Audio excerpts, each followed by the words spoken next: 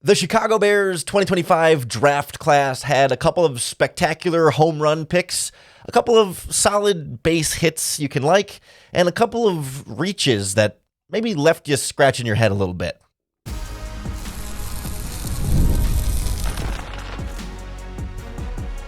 You are Locked On Bears, your daily Chicago Bears podcast. Part of the Locked On Podcast Network, your team every day. This is Locked On Bears, and I'm your host, Lauren Cox. I'm here to bring you your daily, in-depth Chicago Bears news and analysis. You can follow me on Twitter at CoxSports1, and you can follow the podcast at Locked On Bears on TikTok, Instagram, Facebook, Twitter, and the Locked On Bears YouTube channel, where you can keep up with all of our video podcasts as well. Thanks for making Locked On Bears your first listen today. We're part of the Locked On Podcast Network, your team every day. Today's episode is brought to you by the all-new 2025 Nissan Armada. Stay tuned for the Armada Draft Pick of the Week later in the show. But on the show today, I want to give out some Bears draft grades, but not so much in the normal, like, this player was this grade and this player was this grade, but I kind of want to categorize them a little bit out of order here. Look at the best picks, the ones that I think are really solid, and then maybe the ones that are a little bit more questionable, and then wrap up kind of looking at where that leaves the team from here. What needs were they able to fill? What do they still need to do in some form of undrafted free agency, veteran free agency, training camp casualties? What work still needs to be done on this Bears roster? But I think there were a couple picks that stood out as really, really good, and then a handful of picks that are just solid, but not spectacular. And then a couple of picks that had me questioning it a little bit more. Like, I think the pick of the draft was the first pick of the second round, wide receiver Luther Burden III from Missouri. To me, this was the best home run of any of the Bears draft picks and was the start of a theme in this draft, especially the second and third days of the draft, of Bears maybe missing out on other guys they would have wanted, so just sticking with best player available they saw on the board and taking a guy that maybe isn't traditionally at a position you would have expected them to invest that pick in, but said, screw it, let's just get the really good football player. Because we talked about it a little bit on our bonus Saturday morning podcast, but Luther Burden is like a do-it-all wide receiver, a top 20 talent in this draft class. Someone who has great speed, great savvy route running ability to slow down and speed up and control his tempo in a way that makes it really difficult for defensive backs to hang with him and guess where he's going to break on his routes. He tracks the ball well on deep throws. And his best area might be after the catch with the ball in his hands, making guys miss and being that playmaker, someone who can be a Deebo Samuel type player on this offense, an Amon-Ra St. Brown type player on this offense.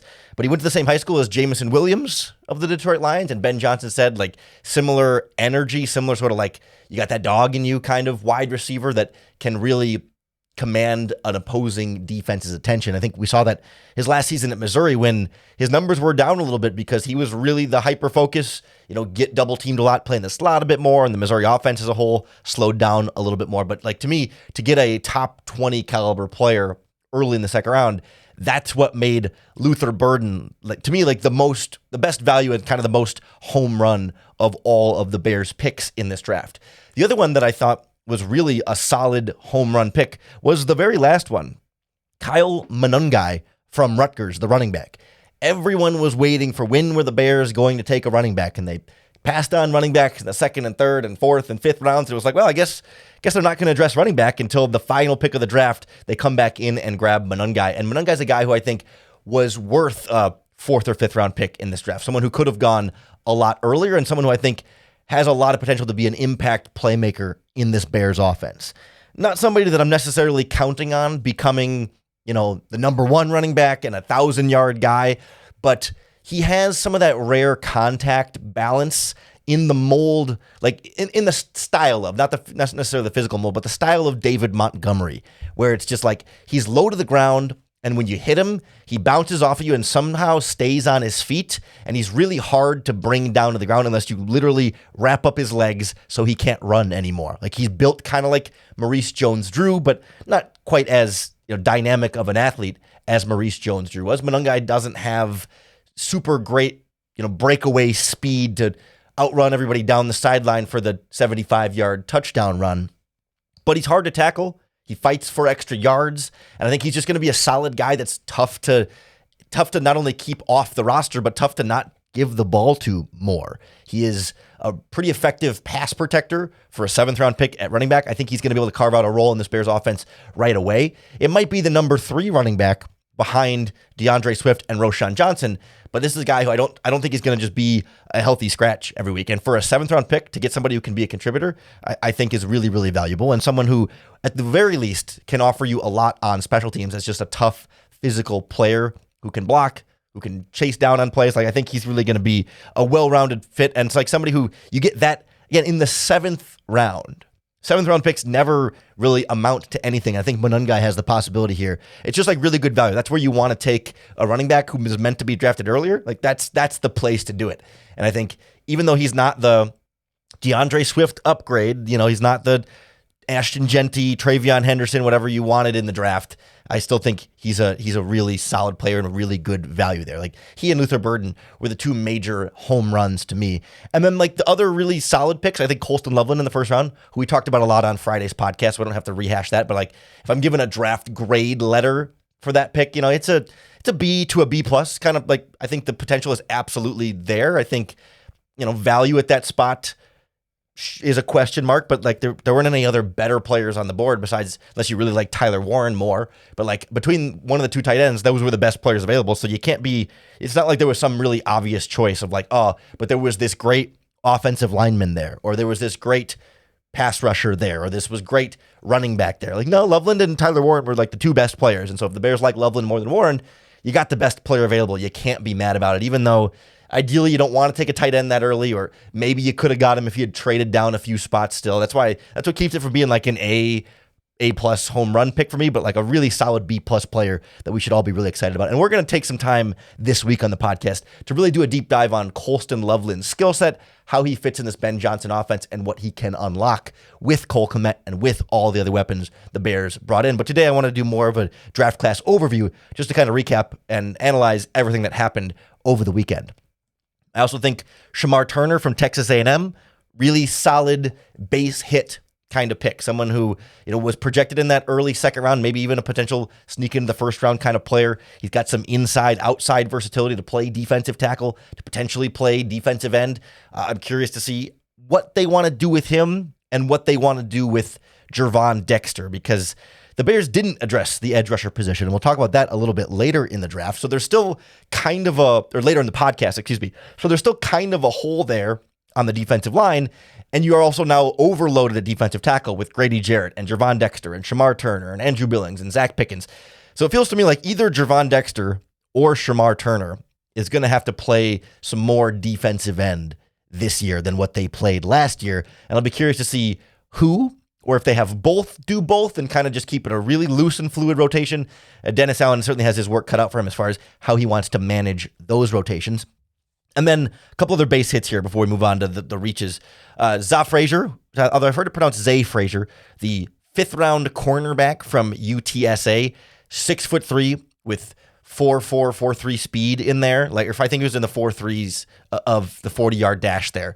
He's got press man coverage skills to fit what Dennis Allen wants to do. We're talking about a 5th-round pick, so he's not going to come in and beat out Tyreek Stevenson to start as a rookie necessarily. But I think in the 5th round, get a great athlete that you can develop at a position where you can never have too many good coverage players. I think that's a really, really solid pick. And same thing with somebody like Luke Newman from Michigan State, the 6th round pick, interior offensive lineman, played left tackle at Holy Cross, and then transferred to Michigan State, moved inside the left guard because he's got really short arms. But at the East-West Shrine Bowl, he played some center and worked on snapping the ball. I think he can be a versatile interior piece, and it was just a way for the Bears to build out that depth on the offensive line. Between Luke Newman and Ryan Bates, both can play center, both can play guard. You still have Bill Murray in there. You still have Doug Kramer. I mean, I'd like to get another veteran in that room, but at least for now, you feel like you've got some depth there. And I think Newman might not ever develop into a Pro Bowl caliber player. He might not even ever end up becoming a starting caliber player as a 6th round pick, but I think he can be a solid, versatile backup with some positional flexibility, and I think that goes a long way. So you might be able to do process of elimination and say there's a couple picks we haven't talked about that I thought were a little bit more of a reach. One, a lot. One is obviously a big reach. The other one, less so, and not as big of a reach as the other, but still a pick I have some question marks about. So we'll take a look at linebacker Ruben Hippolyte II and offensive lineman Ozzie Trapillo from Boston College next on Locked On Bears. This episode of Locked On Bears is brought to you by our friends at Gametime, the best way to get tickets for all of your favorite live events. I have the Gametime app on my phone, and I use it all the time, whether it's going to concerts, going to comedy shows, going to see Bears games, or certainly right now the NBA playoffs is a great time to take advantage of Gametime because there's nothing like that live atmosphere where you can see every bucket, every stop, every moment. It just feels bigger when you have the electricity of the arena. And with Gametime, you can be part of it without the stress of last-minute ticket hunting. I love that you can see your view from your seat right in the app before you buy your tickets, and you can turn on all-in pricing so there's no surprise fees at the end of the checkout process that make it cost way more than you thought it would. So take the guesswork out of buying tickets with Gametime. Download the Gametime app, create an account, and use our promo code LOCKEDONNFL for $20 off your first purchase. Terms apply. Again, create that account and redeem our code LOCKEDONNFL for $20 off. Download Gametime today. Last-minute tickets, lowest price, guaranteed. So I think we can all see how surprising it was when the Bears took linebacker Ruben Hippolyte from Maryland in the 4th round there.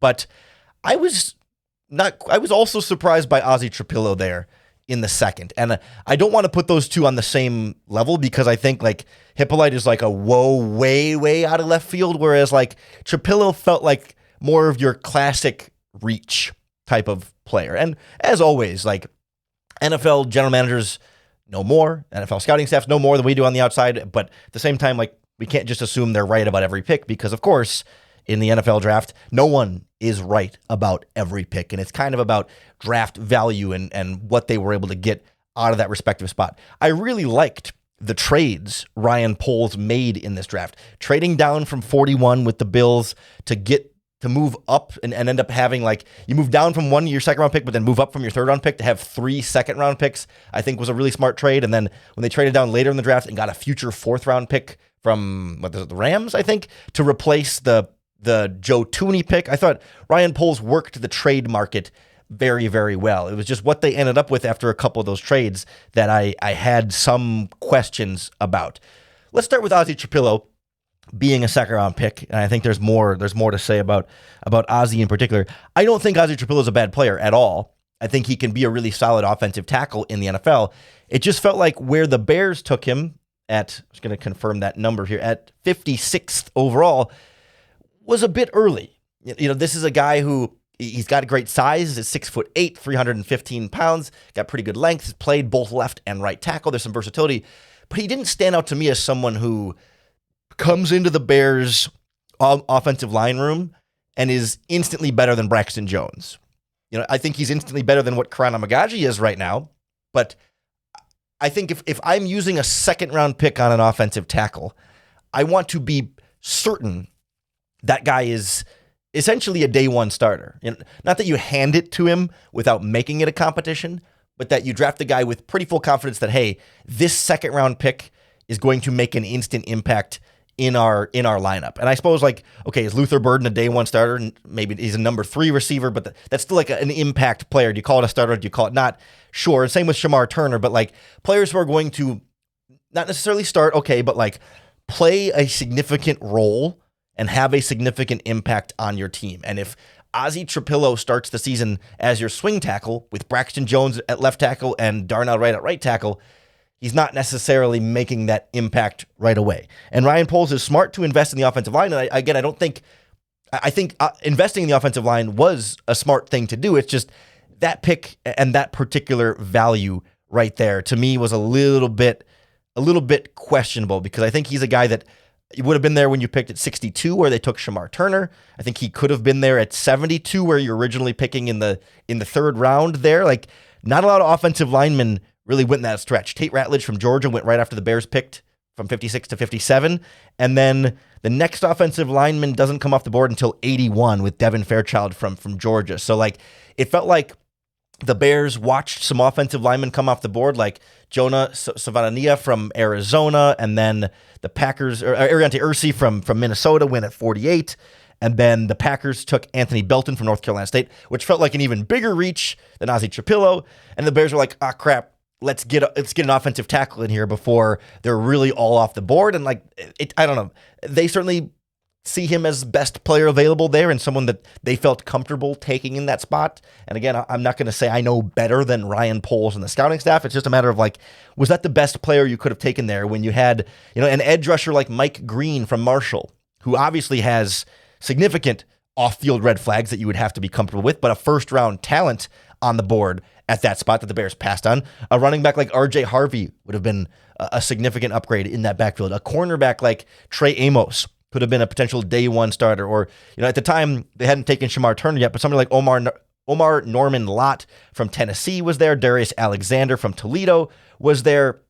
Ashton Gilotti from Louisville could have been an edge rusher option for you there. It just felt like Landon Jackson from Arkansas, I would have been perfectly happy in that spot. There were other players at equal positions of need that felt like best players available there that I would have preferred above Ozzie Trapillo in terms of a pure talent versus talent evaluation there. How the Bears fill out the offensive line here with, does Trapillo play right tackle? Does Darnell Wright move to left tackle? Does Trapillo play left tackle and compete with Braxton Jones? How they ultimately feel that out, I think, is going to be a really interesting conversation that will take more time to dive into in the coming days and weeks here on the Locked On Bears podcast. But for now, I see the potential there for Trapillo, and perhaps you let Braxton Jones walk after this season, and then Trapillo is going to compete with Krana Magashi to be your other starter opposite Darnell Wright. I get it. It's just about squeezing the most out of that second-round pick as being such a premium pick just outside of the top 50. You really want to get a high-impact player there, and I have more doubts. Not that I don't think he can be a high-impact player, but I have more questions about him being a high-impact player than some of the other players who were available at that spot. And that's where I give the Trapillo pick a C grade, a little bit of a reach. Would have preferred something else, but I think he's a decent football player, so you're not going to be screwed by having taken him there. I just think you could have taken him a bit later in this draft. The big head scratcher, though, is linebacker Ruben Hippolyte II from Maryland, right? Again, you got to hope Ryan Poles sees something that we don't, but pretty universally viewed as a undrafted player, someone who maybe could sneak into the 7th round, but most likely going to go undrafted. And the Bears take him in the 4th. It wasn't quite a top 100 pick, I don't think, but because the 4th round starts at 103, but a player that was on a lot of the draft boards was outside of the top 300. The consensus NFL draft boards had him in the 400s ranks, and there's 257 players picked in each draft. And so that one was the big head scratcher. It was one of the bigger reaches of the entire draft. And I can see what there is to like about Tripolite, right? It's not like, the Bears took some terrible player. He's a freak athlete at the linebacker position, and Dennis Allen wanted more speed in this Bears defense. But does Ruben Hippolyte come in, and is he your day one starter next to Tremaine Edmonds or TJ Edwards? I mean, obviously it's a competition, but can he beat out Noah Sewell? Can he beat out Eamon Ogbongbemiga? I'm not assuming that at this point in the process. I mean, he's a player that, again, fast. That's lovely, but does he have more than speed? Because he's only 5'11", 238 pounds. He's a smaller linebacker at that position. You hope he can make up for it with that speed, but I just wonder, how consistently can he take on blocks in the running game and make those kind of big plays? You can have speed and you can run through them and around them and all that stuff, but can you hold up in that area consistently? Does he have enough instincts to hold up in coverage and not get fooled by NFL quarterbacks? Or is this a player who's going to need a couple of seasons on the bench to kind of develop? But you used a 4th round pick. I mean, again, it's a 4th round pick, so how mad can you be? But at the same time, you feel like, boy, other players who were on the board that would have been better value for the Bears at that spot. I think about a defensive lineman like Joshua Farmer from Florida State, we've talked about before on this podcast. Braden Swinson is an edge rusher from LSU who I think would have been a really good fit with what Dennis Allen wants to do with this team. I think Marcus Mbao from Purdue has left tackle versus guard, like tackle guard versatility, could potentially play either spot. He was still on the board, ends up going in the 5th round a little bit later. Cam Jackson from Florida. I mean, there were a variety of players here that could have been bigger impact players that you feel like would have been good value there compared to a linebacker that maybe he does get drafted. And maybe the Bears had intel that some other team was going to take him in the 5th round, so they had to take him right there in the 4th. But it's just hard to envision a scenario where you're looking at your draft board and he's truly the all-around best player available there. Like, it's just weird when, again, I didn't do any pre-draft work on him. Well, he's an undrafted free agent, so I don't know how great he can be. I've watched a little bit of his film, but I haven't spent a lot of time on it. So maybe the Bears see something that seemingly no one outside of the NFL was seeing, but that's a tricky one and hard not to give it, a pretty pure like F, D- type grade in this draft class. But that's sort of our roundabout way of going through a lot of the different Bears players taken. And I still think there's a couple of things they didn't fully accomplish there, and maybe they're trying to fill that with some undrafted free agents. We'll look at some of the guys they've brought in who could make an impact and what work still needs to be done on this Bears roster. Next on Locked On Bears. This episode of Locked On Bears is brought to you by our friends at Nissan, and the Armada pick of the week is brought to you by the all-new 2025 Nissan Armada. This week, we're highlighting the top pick from the Chicago Bears draft, the one selection that truly stood out, the guy who showcased the strength and power to push the Bears forward as we look ahead to next season. And you guessed it, Luther Burden III from Missouri.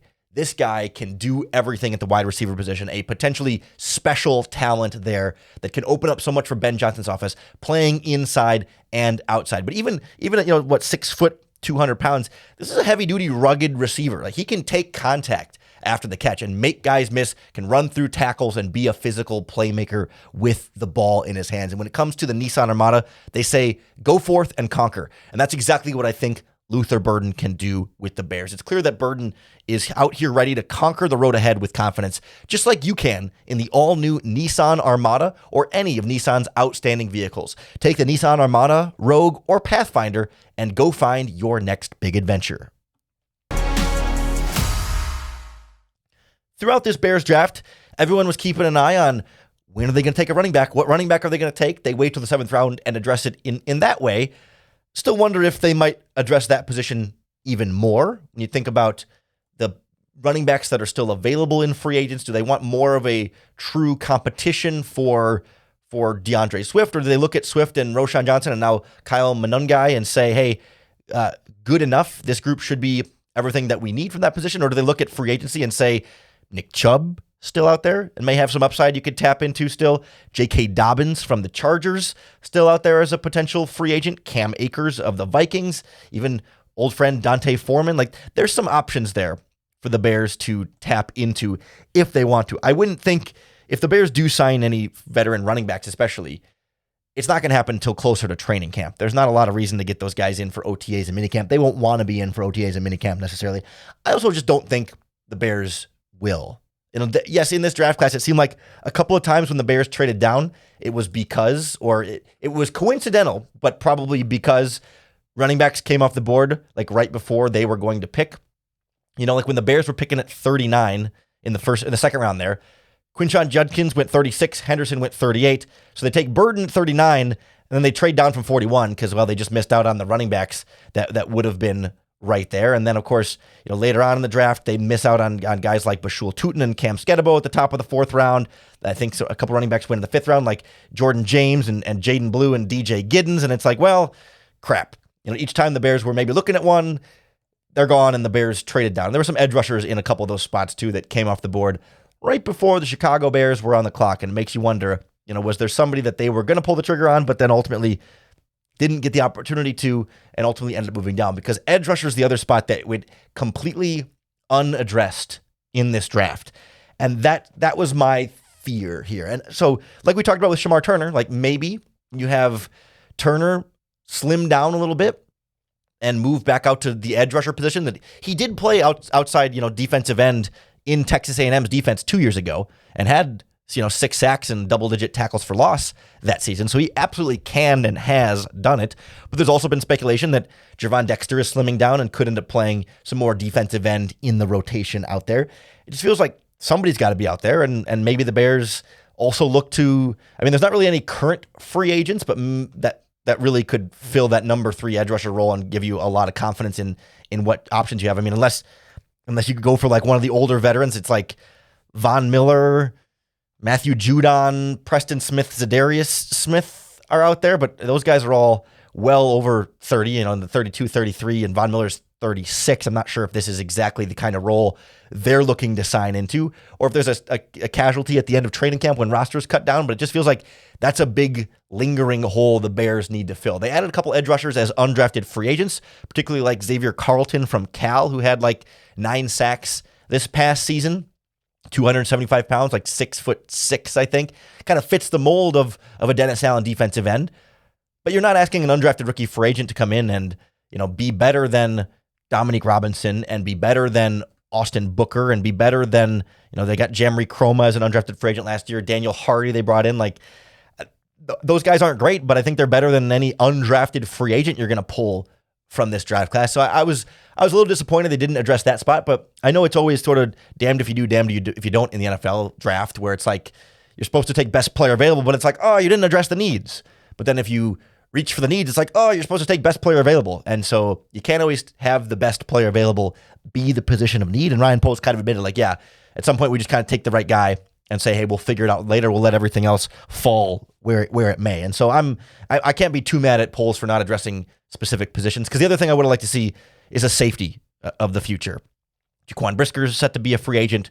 Probably not going to get an extension until after the season if we see if he can stay healthy. Kevin Byard also set to be a free agent. He's 31, turns 32 in August, so he might not be back. And your other safeties are Jonathan Owens and Elijah Hicks, who have both been, average quality backups in there, but they really don't have that like heir apparent at the safety position. They did sign undrafted free agent in a guy by the name of Major Burns from LSU, and they also got Tysheem Johnson from Oregon. Neither one of those guys stand out to me as like, wow, what a steal. You got him as an undrafted free agent. They were kind of projected to be undrafted free agents. I don't know that they come in and are better than Jonathan Owens or Elijah Hicks. You would have liked a second, third, fourth, maybe even fifth round pick at the safety spot to give you somebody who can play in a rotational role this year as the number 3 safety that Dennis Allen uses sometimes in this defense, and then be ready to take over more fully in a safety role next year. But maybe that lends itself to the idea that, like Dennis Allen has talked about, could Kyler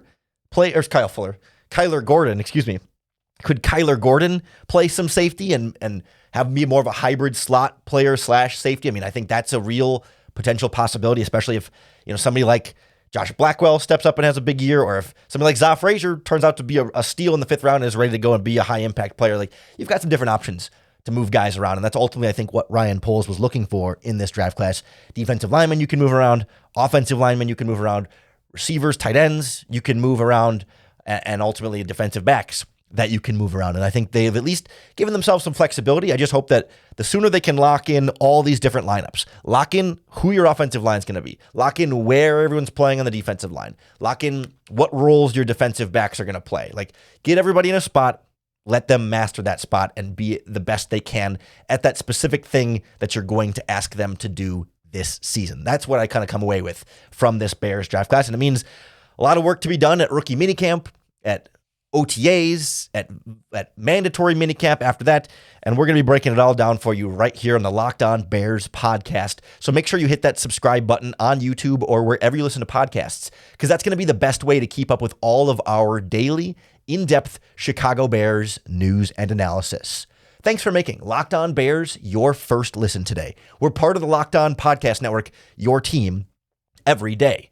If you're looking for a second listen, don't forget you can always find more NFL coverage from the Locked On NFL podcast, with the Locked On NFL Scouting podcast as well, with Kyle Krabs and Joe Marino, and also Locked On NFL Draft is a great show as well. So more football coverage all over the Locked On Podcast Network. Make sure you come on back tomorrow for another episode of Locked On Bears and more in-depth analysis as we zoom in on some of these Bears draft picks and really get to know their scouting report. We'll call on our friends across the Locked On Podcast Network, all in an effort to make it easier for you to bear down.